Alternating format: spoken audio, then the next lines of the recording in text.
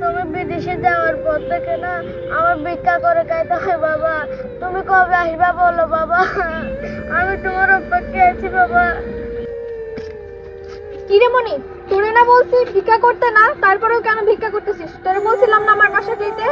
Aunty, তোমার বাসায় আমাকে আর কতদিন খাওয়াবে? আমার তো ভিক্ষা করে খেতে হয়।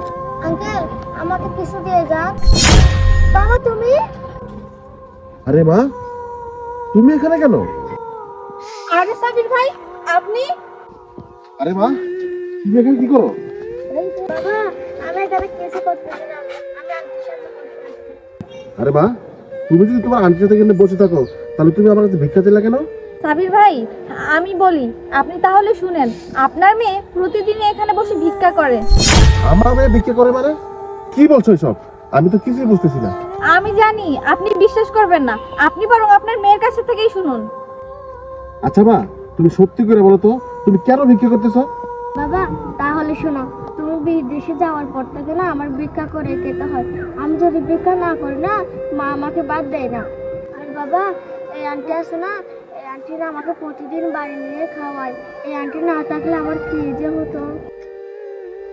আমি কি দেখতেছি এগুলা? আমি কি দেখতেছি? আমার এই মেয়েটার জন্য আমি প্রবাসে গিয়েছিলাম, হ্যাঁ? আর আমি প্রবাস থেকে ফিরে এসে গেলাম, কি দেখতেছি? এই একটা বিহিত করা লাগবে। এই ইফতিয়া, তুমি আমার সাথে বাসায় চলো। আরে মা, তুই আমার সাথে চল। কি রে আপু, তো সেই সৎ মেয়েটাকে তো দেখছি না, কোথায় পাঠিয়েছিস ওকে? আরে ওকে তো দেখবি না, ওকে আমি ভিক্ষা করতে পাঠিয়েছি। কি কি বলছিস? ভিক্ষা করতে পাঠিয়েছিস? একদম ঠিক করেছিস, এইটা ওর জন্য উপযুক্ত কাজ। হ্যাঁ, আরে যে তুমি কলেজে দিতে। আচ্ছা তুই এখানে বয়ানে দেখি। আচ্ছা ঠিক আছে। আরে তুমি কোনো কিছু না বলে চলে আসলে যে? হ্যাঁ, আমি তোমাকে সারপ্রাইজ দেবো বলে হঠাৎ চলে আসলাম। আচ্ছা শোনো, আমার মেয়েটা কই? আমার মেয়েটার জন্য না আমার পড়াটা কাঁদতেছে। মেয়েটাকে ডাকো। আরে কি বলো তুমি? তোমার মেয়েকে তো আমি হোস্টেলে দিয়ে আসছি লেখাপড়া করার জন্য। আরে দুলা ভাই, আপনি কেমন আছেন আপনি? হ্যাঁ ভাই, ভালো আছি। তুমি ভালো আছো? হ্যাঁ আলহামদুলিল্লাহ, খুব ভালো আছি। আর তুমি কি বলেছিলে? আমার মেয়েটাকে তুমি হস্টেলে দিয়েছিলে। বাহ, খুব ভালো কাজ করেছো। মনি, হ্যাঁ মনি, এদিকে আসো তো।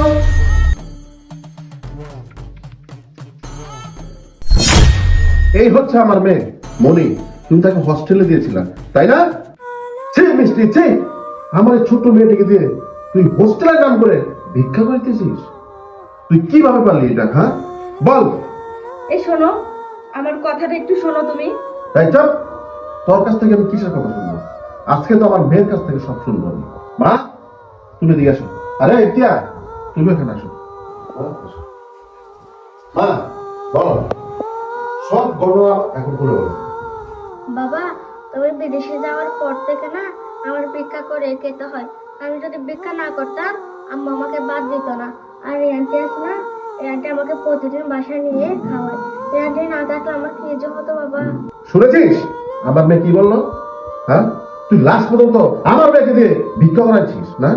আমি বুঝে গেছি, সৎ মা সৎ মাই থাকে, কখনো আপন হয় না। আর এই যে এই মেয়েটা যদি আমার মেয়েকে দেখশন না করতো, তাহলে আমার মেয়েটার আসলে কি অবস্থা হইতো? এই শোন, কান খুলে শুনে রাখ, আমি একটা ডিসিশন নিয়েছি। তোর মতো মেয়েকে দিয়ে আমি ঘর করবো না। তুই এখন আমার বাড়ি থেকে বের হয়ে যা। এই শোনো না, প্লিজ, আমার অনেক বড় ভুল হয়ে গেছে, তুমি আমাকে প্লিজ ক্ষমা করে দাও। আমি আর কোনোদিনও এরকম কাজ করবো না। এই শোন, তোকে না ক্ষমা করা মানায় না। তোকে ক্ষমা করবো আমি? না, কোনোদিন হতে পারে না। তুই এখন আমার বাড়ি থেকে বেরো, আর তোর বাড়িতে শুনে যা। এই বেরো। দেখো ইফতিয়া, আমার অবর্তমানে আমার এই মেয়েটাকে তুমি অনেক দেখশন নিয়েছো, সেফটি দিয়েছো। দেখো, আমি চাই আমার এই মেয়েটা তুমি সারা জীবন দেখশন করো। ঠিক আছে, আমি ওর জন্য সবকিছু করতে রাজি। আচ্ছা ঠিক আছে।